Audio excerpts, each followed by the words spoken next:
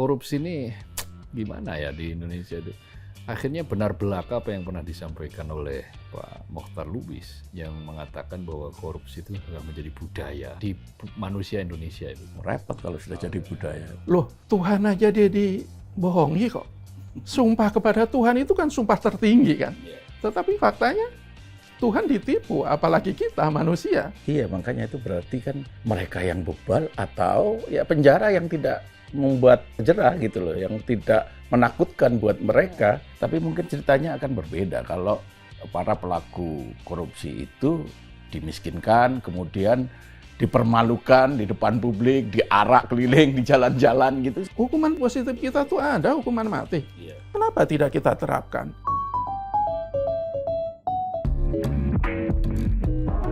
Halo Sobat Media Indonesia, salam sehat dan selalu semangat. Senang sekali bisa kembali menjumpai Anda dalam program Ordal, obrolan mendalam bersama orang-orang dalam.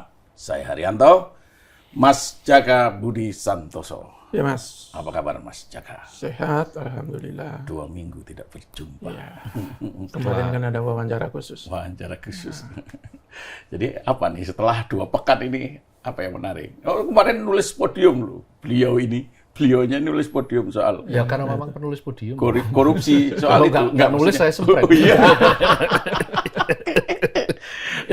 tapi dalam 1-2 pekan ini saya membaca ada tulisan baik editorial maupun podium yang terkait dengan korupsi. Mas Jaka nulis itu yang judulnya Momentum yang Selalu Terbuang. Ini terkait dengan Febri Ardiansyah. Ya. Terus kemudian hari ini kita di editorial juga tentang korupsi kan, mempertajam pencegahan korupsi. Ya, habis korupsi itu ya. Terus Mas Kohar, Ya. ada juga ini menarik tuh, tak pernah kenyang. Iya. Sebelumnya paradoks korupsi, Iya, betul. Nah, itu jadi. Apal ya? Oh iya, aku moco. Sekalian promo podium. Iya. Sama editorial kan. Tak pernah kenyang itu berangkat dari Korupsi kebun di binatang kebun binatang itu. Jadi yang dikorup itu pakannya binatang. Padahal binatang nggak bisa protes. Itu dia. Itu setelah mejanya tadi yang udah hilang kemarin itu ya. Akhirnya pakan binatang yang Jadi dikorup. saatnya harimau, singa, tikus itu mengadakan konferensi dan belajar politik. Pahit sih itu. Itu Bisa menuntut hak. itu miris semiris-mirisnya itu. Iya, jadi memang korupsi ini gimana ya di Indonesia itu. Akhirnya benar belaka apa yang pernah disampaikan oleh Pak Mokhtar Lubis yang mengatakan bahwa korupsi itu sudah menjadi budaya katanya. Ciri di manusia Indonesia itu kan. Iya. Ya, Repot kalau sudah jadi budaya. Manusia Indonesia itu katanya kata Mokhtar Lubis loh, ini bukan kata saya, itu ya salah satu cirinya munafik. Selain munafik ya korupsi menjadi budaya. Nah, kalau seperti itu keadaannya, kita ini waduh, setiap saat, setiap rezim itu kita selalu bergelut dengan situasi yang sama, dengan manusia yang sama, dengan perilaku yang sama, dengan modus ya beda-beda tipis. Iya, betul. Ya bisa kita bayangkan selama periode Januari sampai Juli, 11 kepala daerah ditangkap KPK. Jadi totalnya itu sebetulnya OTT itu sudah 17 kali dari 20 dari 25 ya dari total. Dan 14 itu diantaranya 17 kali itu semester 1. 11 diantaranya adalah kepala daerah. Tapi seluruh kepala daerah yang dilantik di Februari 2025 itu sudah ada 14. 14 ya. Ya, 14 yang sudah kena OTT. Memang itu nggak ada apa-apanya bila dibanding dengan total 961 kepala daerah yang dilantik di Februari 2025. Tetapi 14 itu jelas bukan angka yang sedikit lah. Iya. Untuk sebuah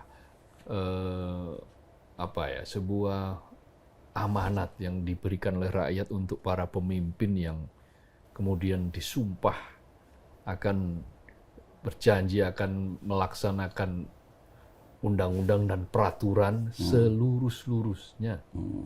Bahkan ada yang pakai fakta integritas, ada yang berani mengatakan bahwa korupsi itu sebaiknya dihukum mati. Tapi akhirnya ada yang kantornya ada zona integritas, integritas. zona anti korupsi dan seterusnya. Tapi nggak ada yang berani seperti kayak Pak Artijo Alcosta, berani kayak siapa namanya almarhum yang Jaksa Agung, Baharudin Lopa. Kita agak susah ya menemukan pemimpin yang otentik, yang satu kata dengan perbuatan. Ketika dia bilang zona anti korupsi, ya mestinya ya tidak anti korupsi. Ketika dia itu bertugas untuk menghunus pedang menjadi panglima, siapa itu Jampitsus kan panglima. Jampitsus itu kan kejaksaan, itu kan panglimanya negara loh, itu wakil negara untuk memberantas korupsi. Iya, ada tumpukan uang yang dalam konferensi pers beberapa kali, seperti yang ditulis oleh Bang Saur di opini hari ini kan, dawuh presiden itu ada paradoks kan, antara menghunus pedang, sebagian sudah ada yang berhasil dikumpulkan, tapi pada sisi yang lain ada ironi ketika ternyata ditemukan barang bukti 74 kg emas batangan, lalu ada uang yang kalau di total jenderal ya kira-kira berapa ratus 400 sekian miliar. Tentu itu masih harus dibuktikan nanti di pengadilan. Tetapi apa yang kita saksikan hari ini adalah potret jelas bahwa kita belum beranjak jauh dalam pemberantasan korupsi. Kita masih menghadapi situasi-situasi yang sama ketika orang-orang teriak anti korupsi, faktanya dia sendiri yang korupsi. Atau beberapa orang sudah mulai permisif, menganggap korupsi itu ya sesuatu yang bisa ditoleransi untuk sejumlah hal, kan kira-kira begitu. Tapi ada orang yang kemudian mengontraskan, ada seorang anak yang memanggil-manggil bapaknya yang sudah menjadi jenazah karena mati dikeroyok massa gara-gara nyuri ayam. Padahal ayam itu bisa diganti, seberapa sih? Tapi nyawa kan nggak bisa dikembalikan. Nah, itu anak nggak bisa lagi mengharapkan bapaknya untuk mengantar sekolah, misalnya gitu kan nggak bisa. Tetapi di satu sisi ada yang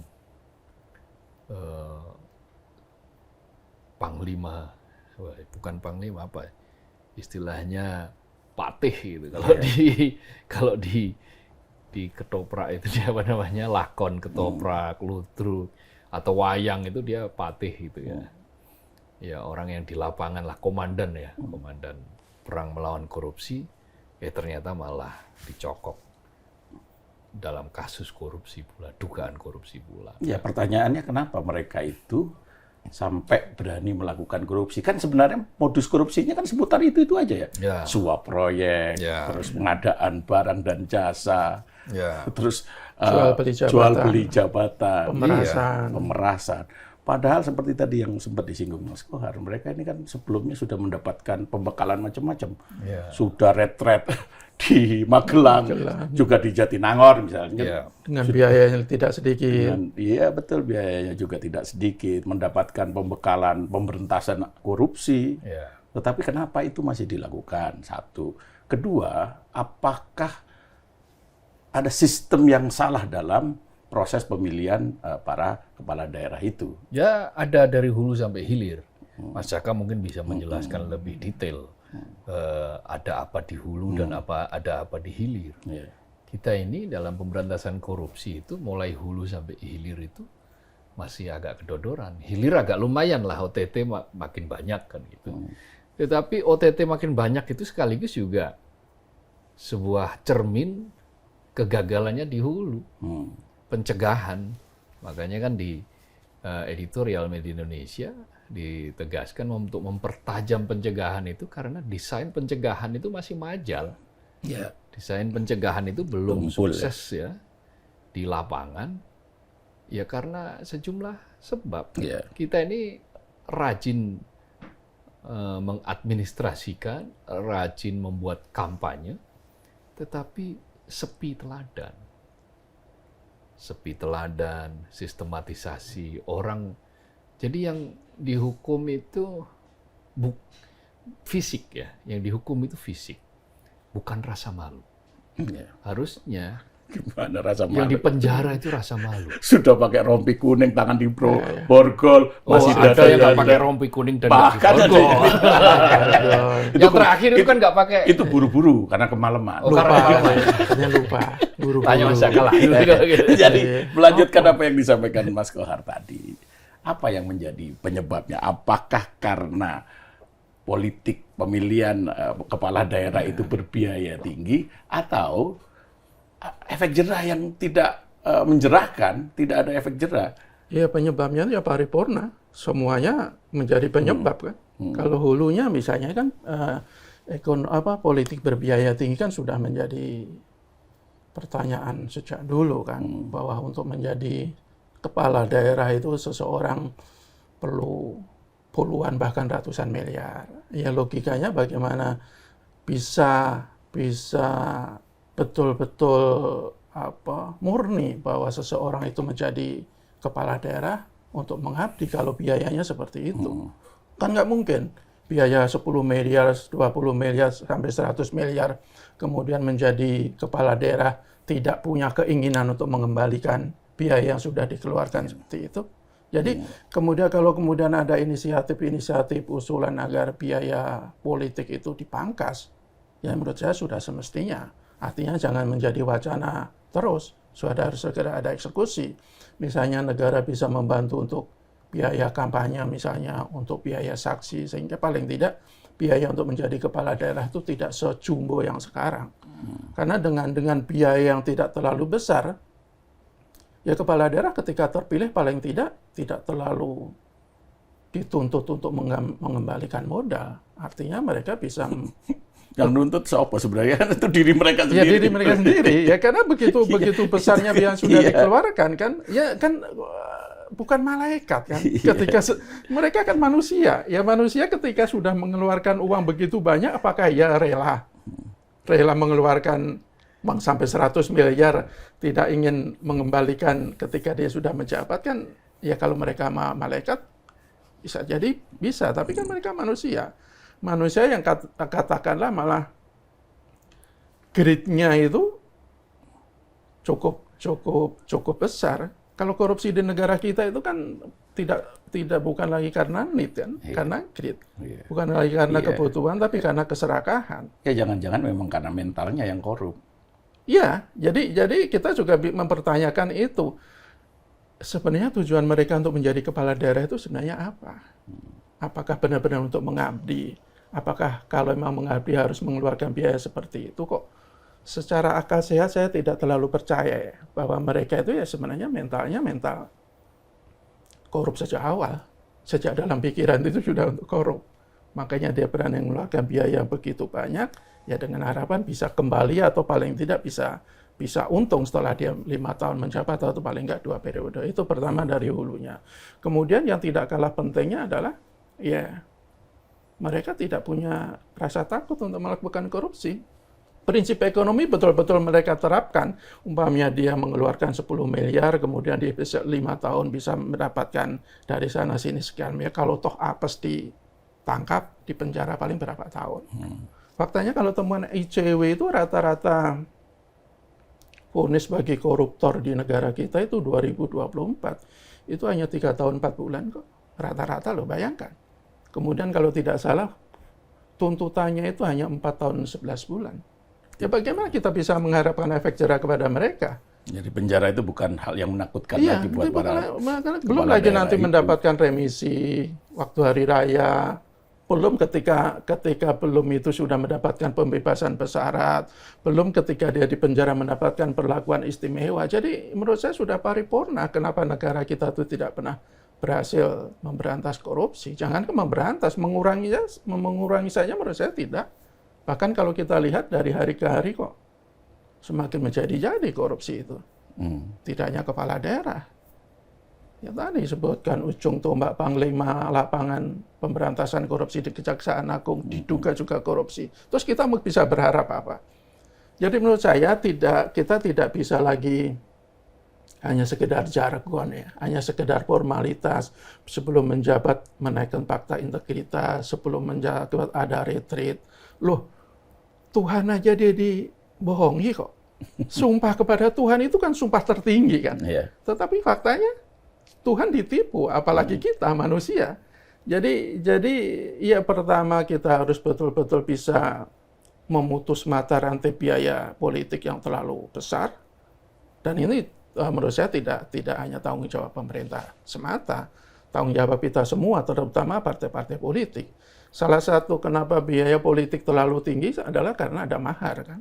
Jadi kalau kemudian ada partai-partai politik yang sudah berkomitmen untuk tidak meminta mahar kepada para calon-calon kepada kepala daerah maupun calon anggota legislatif, ya menurut saya itu sesuatu yang perlu kita dukung. Tetapi ya harus semua partai politik menerapkan prinsip seperti itu. Kalau cuma 1-2 partai politik, ya menurut saya hasilnya tidak akan maksimal.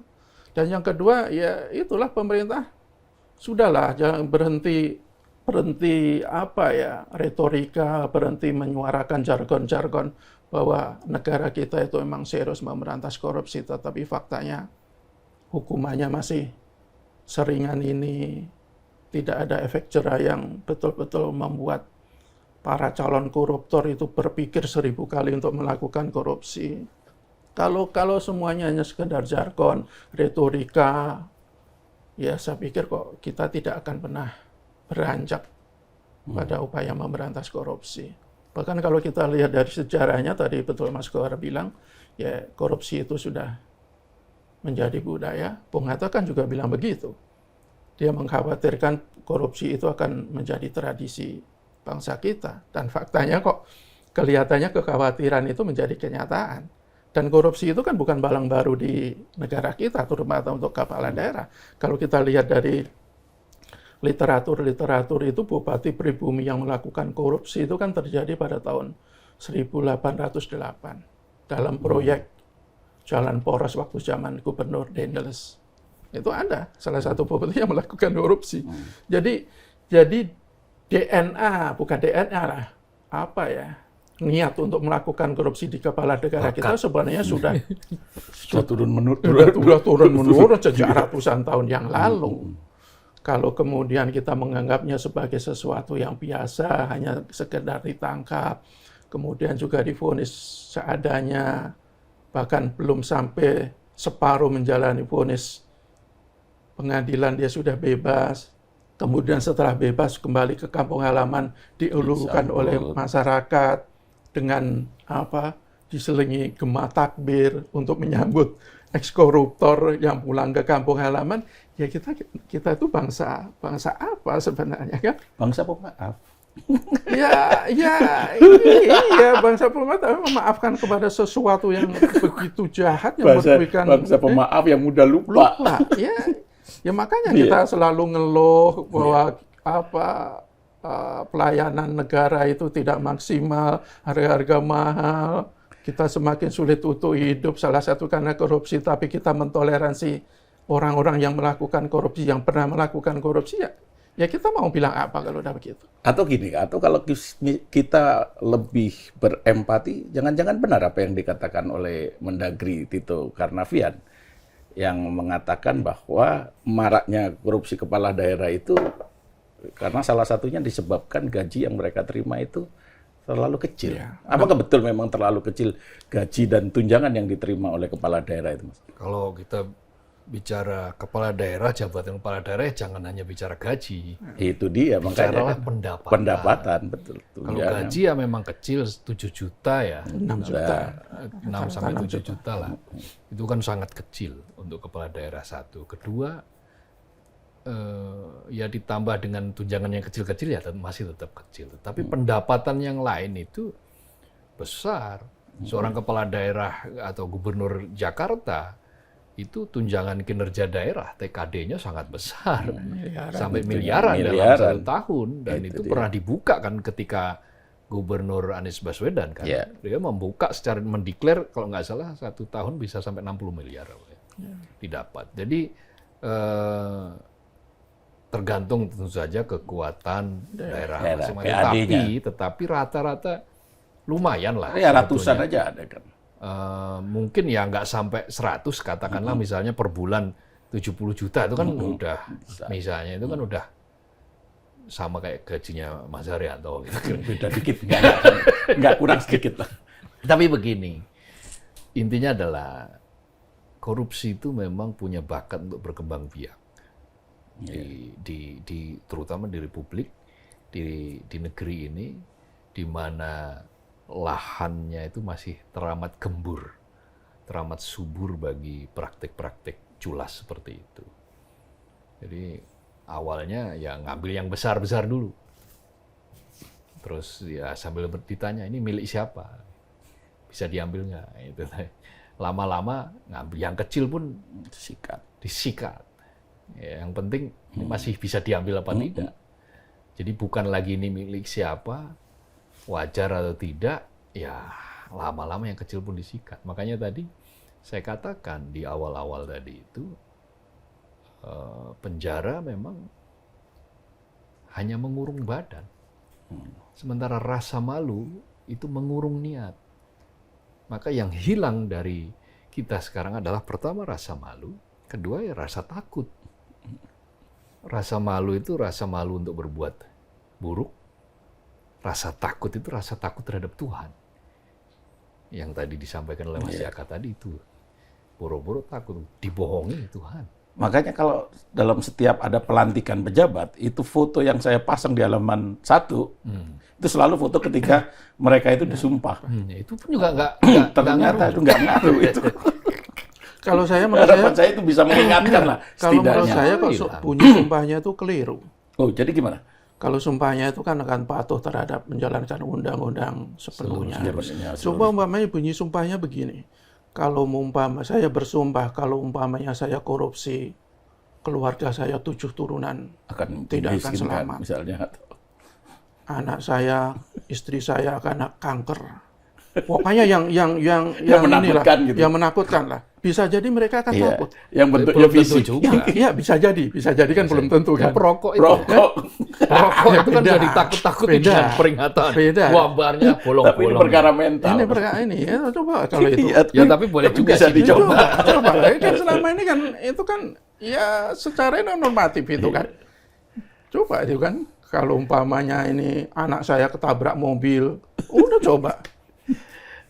Ya jadi kan kalau tadi yang kita katakan bahwa meskipun korupsi itu sudah berusia tua, berusia sejak abad di negeri ini ya, 18, sejak zaman Londo, bangsa Londo. Sejak zaman Londo kuning.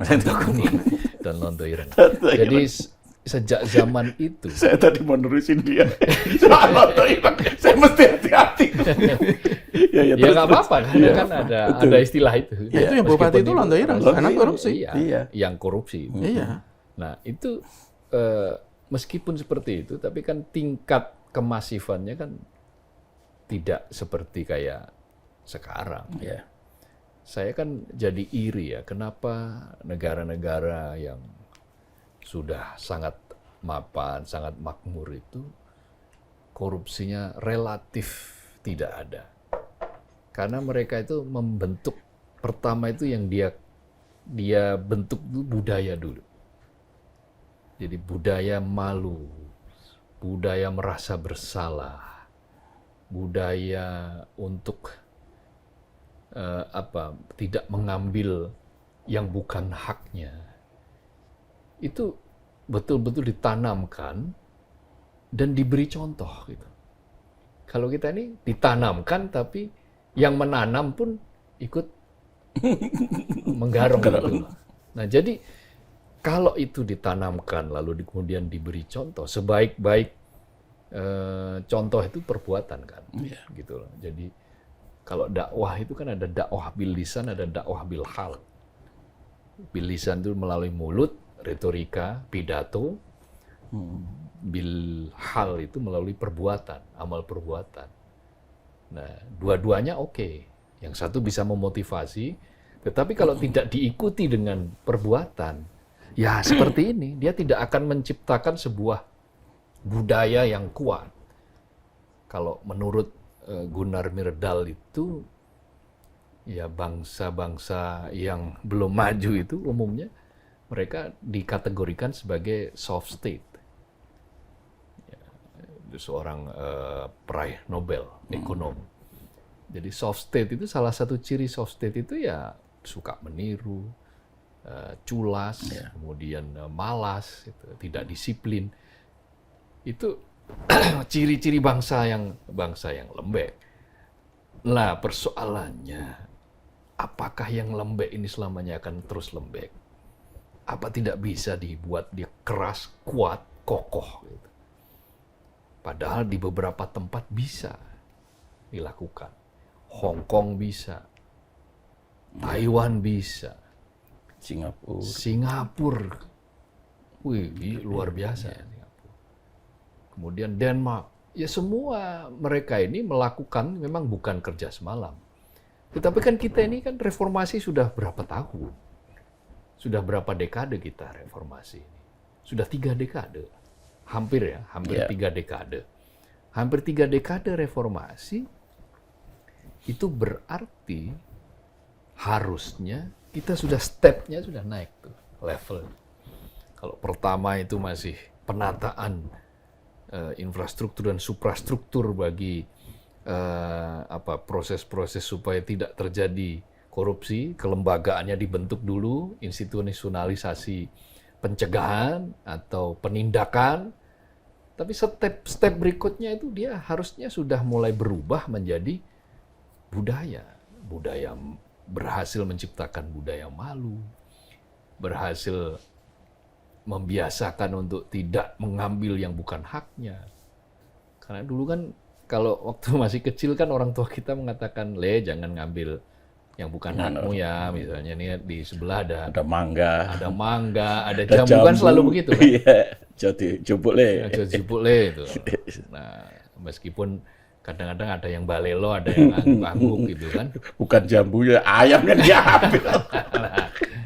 Nah, sekarang itu harus diperluas menjadi biaya sekolah, jalan raya dan seterusnya yang membuat kita mestinya itu menjadi sebuah orkestrasi rasa malu. Kalau kita mengkhianati amanat. Ada orkestrasi rasa malu kalau kita itu perbuatan kita itu menyalahi apa yang menjadi pesan-pesan dari apakah itu pesan guru, pesan kitab suci, pesan orang tua.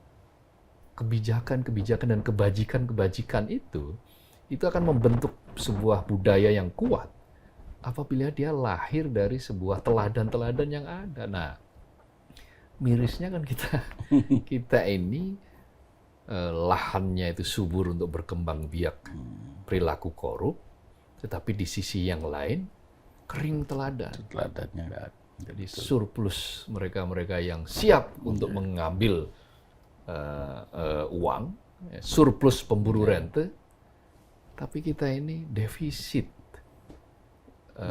pemimpin autentik yang telah memberi teladan itu kepada perilaku-perilaku yang bersih, perilaku-perilaku yang taat pada tata kelola. Itu bukan jadi kalau selama ini kita hanya selalu bergantung pada figur, kalau bicara polisi ya Pak Ugeng misalnya selalu, kalau bicara jaksa ya Pak Lopam, kalau bicara pucuk pimpinan ya Pak Hatta, Wakil Presiden Muhammad Hatta, kalau bicara Mahkamah Agung ya Artijo Koster, selalu itu terus. Orang-orang itu Atau kalau bicara tokoh politik ya mungkin Perdana Menteri Muhammad Natsir. Yang jasnya tambalan. Iya. Pernah menjadi Perdana Menteri, pernah disebut ini kok tambalan, lalu kemudian ada apa staf-stafnya urunan itu untuk membelikan jas biar dia layak dalam tanda kutip ya, pantas untuk disebut sebagai Perdana Menteri. Nah, tapi prinsip-prinsip dasar menanamkan contoh hidup sederhana, rasa malu, itu rasa takut untuk berbuat buruk, berbuat jahat, itu adalah benih-benih yang mestinya harus disemai terus-menerus. Benih-benih yang harus tersistematisasi di dalam sebuah lembaga gitu, pendidikan. Pendidikan harus seperti itu, harus memberikan contoh. Nah kita kalau kemudian kita ini kekurangan contoh ya repot. Kita skor indeks persepsi korupsi itu kan malah turun dalam beberapa tahun terakhir. Kenapa ya? Karena faktanya kepala daerah masih seperti itu. Nah, tadi di partai politik ada keberanian nggak mendeklar tanpa mahar partai politik? Ya, kalau hanya satu partai politik berteriak-teriak terus-menerus ya gemanya nggak akan sekeras kalau itu membentuk sebuah orkestrasi. Jadi faktor-faktor yang menjadi penyebab mengapa kemudian banyak kepala daerah akhirnya dicokok oleh kasus yang sama. Bahkan di kabupaten kampung halaman saya itu di Jawa Timur itu hat-trick gitu. Iya, Nganjuk itu. Tiga bupati berturut-turut dicokok KPK, di OTT KPK untuk kasus yang sama persis. Iya. Tiga-tiganya, itu jual beli jabatan. Kepala daerah itu kan rata-rata itu. Karena itu paling praktis. Iya. Paling mudah dengan cara menakut-nakuti. Ada bupati yang mengancam dengan kalau kamu nggak setor jabatanmu selesai. Hal-hal seperti ini menjadi apa ya? Karena diulang-ulang. Kenapa? Karena ya salah satunya tidak ada efek jerah. Iya, makanya itu berarti kan mereka yang bebal atau ya penjara yang tidak membuat rasa jerah gitu loh, yang tidak menakutkan buat mereka. Nggak ada kurungan rasa malu. Iya, gitu. Terus kemudian yang juga ironis adalah para pejabat itu atau kepala daerah itu kan pandai sekali mengucapkan slogan, menyampaikan kata-kata gitu, anti korupsi, zona integritas dan macam-macam. Tapi kan ternyata berkebalikan dengan tindakan. Kan seperti itu tuh kan sangat ironis ya buat saya, dan itu terjadi bisa dibilang mulai masif loh gitu.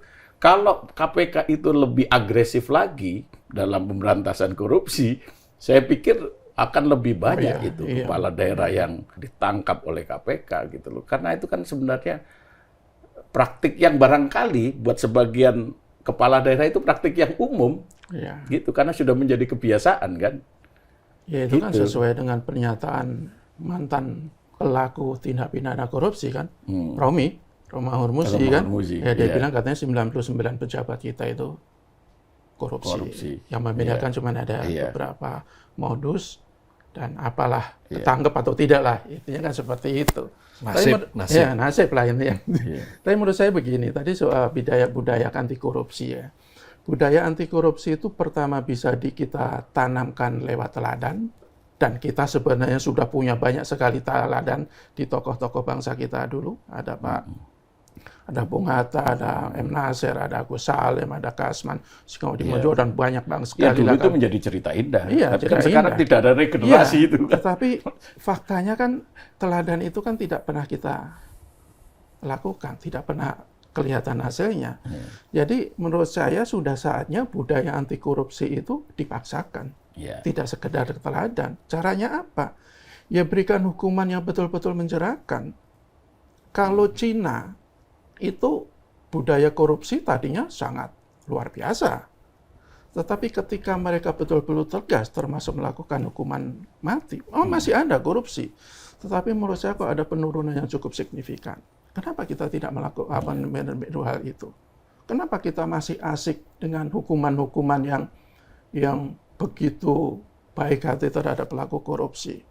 Vonisnya rata-rata 3,4 bulan, 3 tahun 4 bulan. Tuntutan hanya sekitar 4 tahun 11 bulan. Belum ketika nanti sudah divonis dapat remisi, Ya, dapat kenapa apa, dulu segala macam ketika potong. 2009 itu ada peraturan untuk membatasi remisi bagi pelaku korupsi, kemudian juga dimentahkan di MK. Ya. Kan hal seperti itu, ya paradoks lah, betul. Kita itu betul-betul ironis. Katanya korupsi kita itu sudah kejahatan yang sangat luar biasa, seperti kanker stadium 4, tapi cara pengobatnya kayak kita mengobati kurat, sekedar kurat. Kan begitu. Ya, tadi pengobatan untuk katanya kepala daerah pendapatannya dinaikkan. Salah satunya usulannya itu mendapatkan insentif dari PAD. Ada hakim yang tertangkap korupsi, Iya. gaji hakim Jadi dinaikkan. sekali lagi, kita itu yang eksim itu di kaki, tetapi yang dikasih salep itu di wajah. Kan ya percuma. Rakyat justru akan rugi 2 kali. Pertama, negara makin besar membiayai pejabat. Kedua, belum tentu mereka akan tidak korupsi. Faktanya kan, di hakim itu udah gajinya kalau kita lihat ya cukup sangat menggiurkan, tetapi masih ada juga yang ketangkap.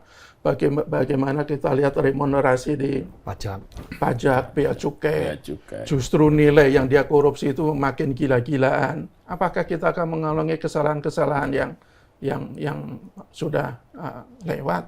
Kenapa kita tidak melakukan terobosan yang betul-betul radikal? Kan ada beberapa ahli hukum yang akhirnya kan ya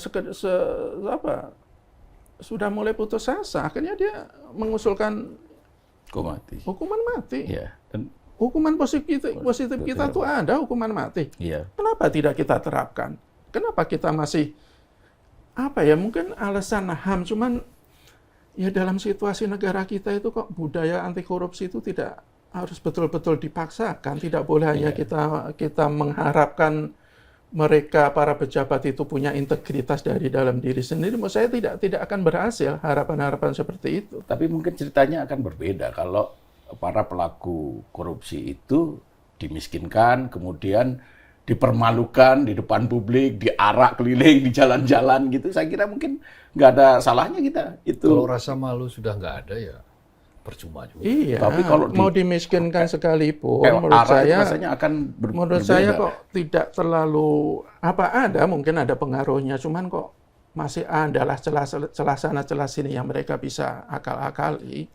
Soal RUU perampasan aset itu kan masih digodok ya terus menjadi prioritas. Iya. Tapi menarik sekali apa yang pernah disampaikan oleh Robert Klipgard tentang rumus korupsi.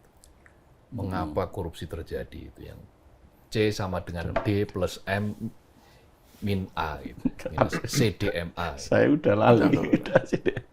C-nya itu corruption. Korupsi sama dengan D-nya itu adalah diskresi.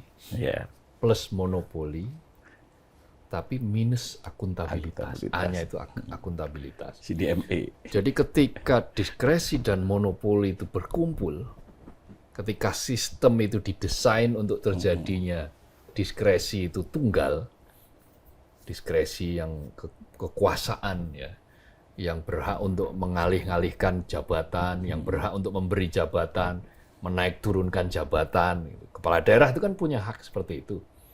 Dan itu menjadi monopolinya dia tanpa ada pihak yang bisa membantah.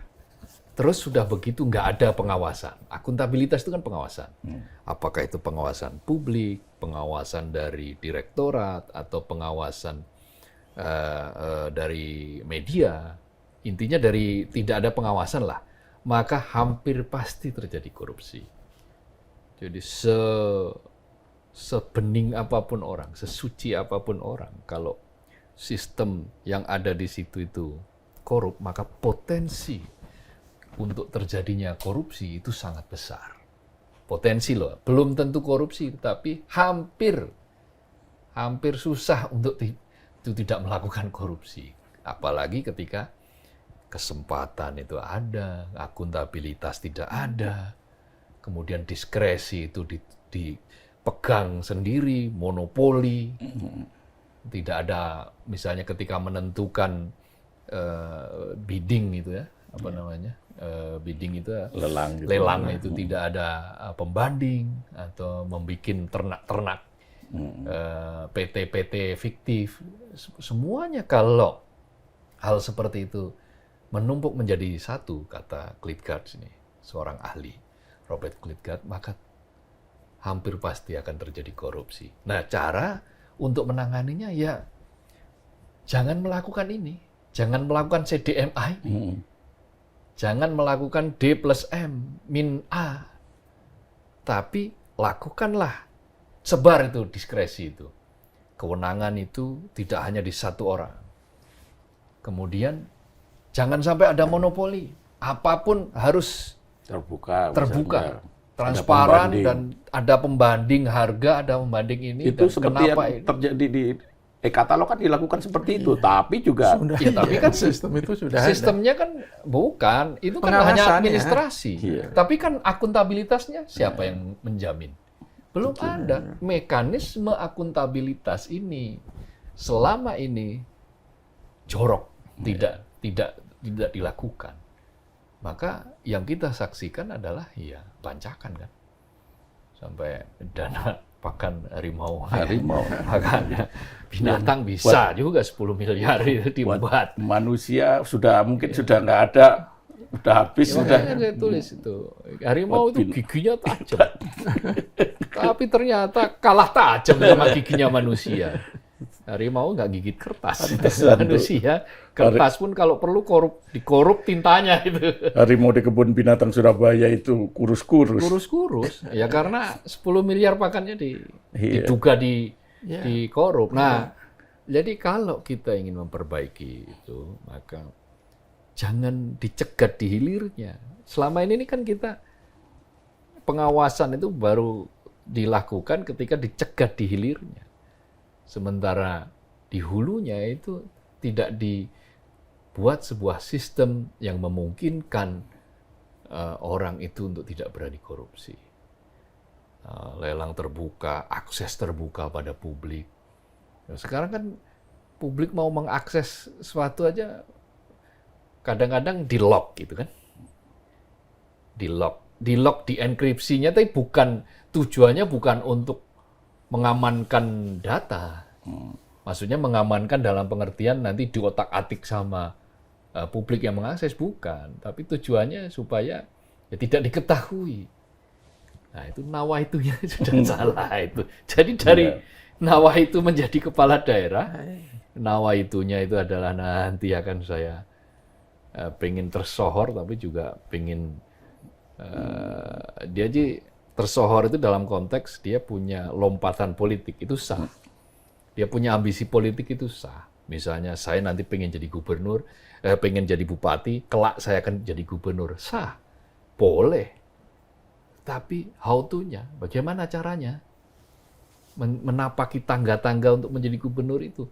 Ya dengan cara kerja, dengan cara menunjukkan integritas.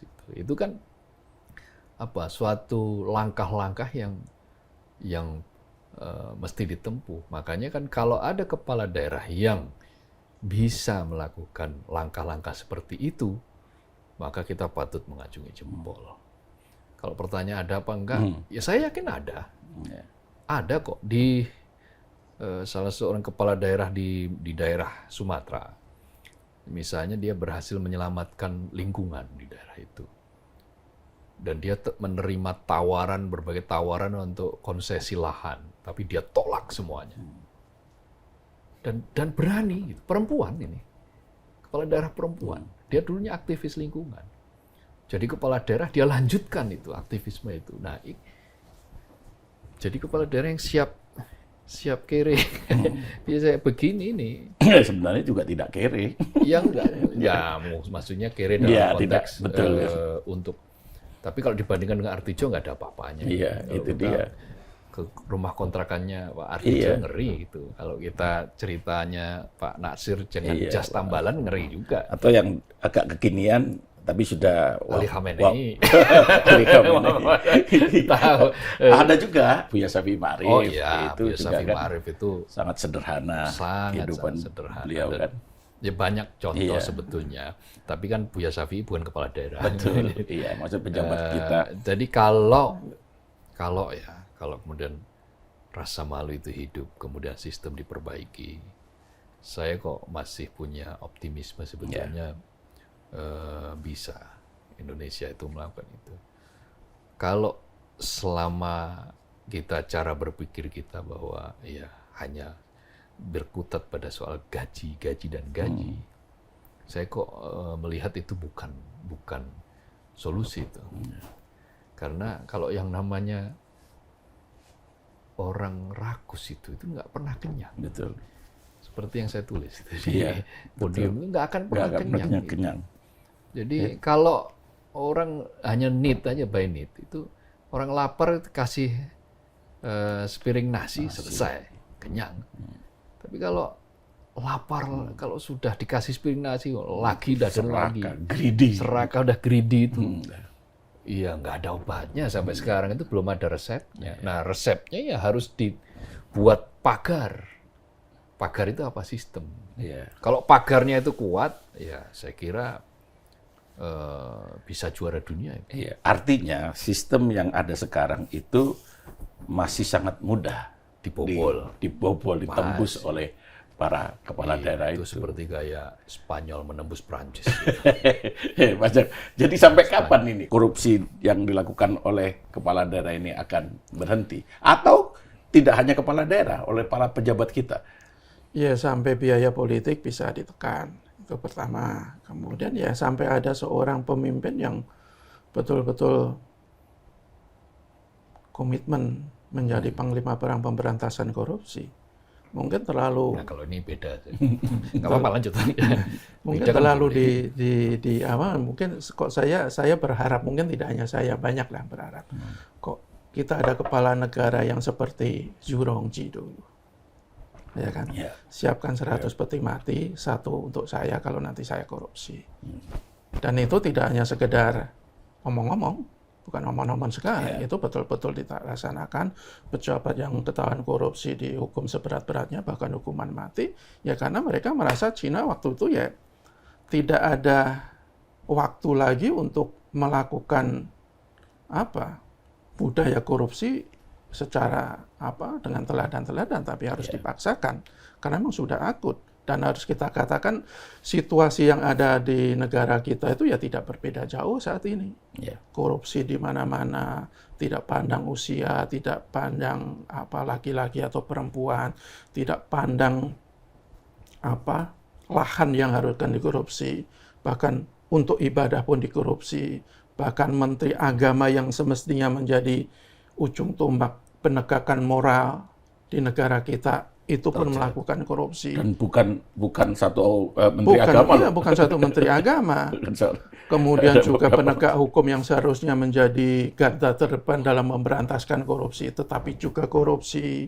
Ya, sudah tidak ada satupun lini kehidupan di negara kita itu yang steril dari korupsi. Jadi satu-satunya cara adalah betul tadi mengoptimalkan sistem pencegahan, meskipun saya juga tidak mau apa lagi gitu loh. Toh pencegahan sudah dilakukan, pengawasannya yang masih menjadi pertanyaan. Tetapi sekali lagi adalah, kalau menurut saya tuh pencegahan yang paling efektif adalah penindakan yang keras dalam situasi di negara kita. Karena ketika penindakan itu sangat keras, otomatis orang akan berpikir berulang kali untuk melakukan korupsi. Orang mungkin akan berpikir 1000 kali untuk menjadi kepala daerah dengan biaya yang begitu banyak, kalau nanti ada penindakan yang sangat keras kalau dia melakukan korupsi. Dan satu lagi juga, kita juga tidak bisa mengesampingkan peran masyarakat. Masyarakat itu saya lihat kok makin permisif, makin kompromistis, makin toposlironya terhadap para pelaku korupsi itu kok semakin tinggi. Ada yang korupsi dibela sampai demo-demo di pengadilan. Setelah lepas dari penjara dia mendapatkan karpet merah di partai politik. Ya, itu fakta yang tidak bisa kesampingkan.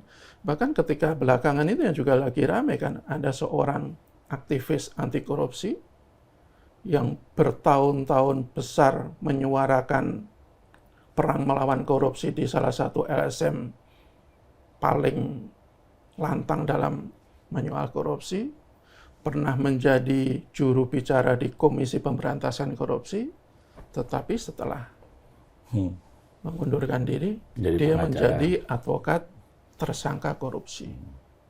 Itu hak pilihan hidup. Mungkin dari situ dia bisa mendapatkan sesuatu yang diharapkan. Tetapi yang kita tuntut dari bangsa kita adalah kita tuh sebenarnya berdiri di pihak mana. Ya. Berdiri pemihakan kita itu harus betul-betul kita tunjukkan apakah kita memihak orang-orang yang melakukan korupsi atau di luar itu. Kalau masih ada elit-elit, masih banyak rakyat yang memihak orang-orang yang melakukan korupsi, ya saya kira kok masih butuh waktu yang akan sangat lama lagi untuk kita bisa memberantas korupsi. Bahkan kalau kita kiamat 2-3 kali pun kok kita masih bisa negara yang korupsi. Jangan gitulah. Nah, ini pesimistis saya karena saya melihat belum ada upaya yang betul-betul kelihatan. Sebentar gitu lagi loh. akan ada langkah yang sangat radikal dari pemerintah. Ya harapan.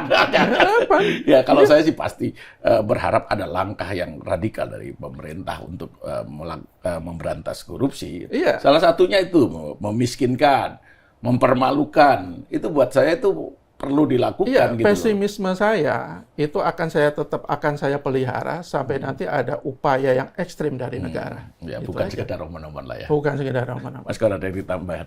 Ya, jadi gini, Cina ya tadi itu. Iya, diulang Ci. Kalau dia kan butuh orang. Iya. Kalau saya itu butuh sistem. Saya itu apa ya? Orang itu hanya untuk melihat motivasi ya. Itu hanya salah satu saja cara. Apakah itu pemimpin atau pemuka agama atau sosok atau tokoh itu menjadi cermin. Tetapi itu tidak akan pernah efektif kalau kita hanya bicara orang. Akan sangat efektif apabila orang ini kemudian melebur menjadi sistem, menciptakan sistem. Jadi yang dibutuhkan adalah keberanian menciptakan sistem yang tidak ada celah. Coba lihat negara-negara yang sukses memberantas korupsi. Itu karena apa? Karena mereka memakai sistem. Negara-negara dengan indeks persepsi korupsi yang sangat nilai ya, skornya tinggi, yang sampai 90 dari skala 100 itu. Yang A plus, bisa A plus itu. Kayak Denmark, Skandinavia kan, Finlandia, Swedia gitu. Bahkan Singapura.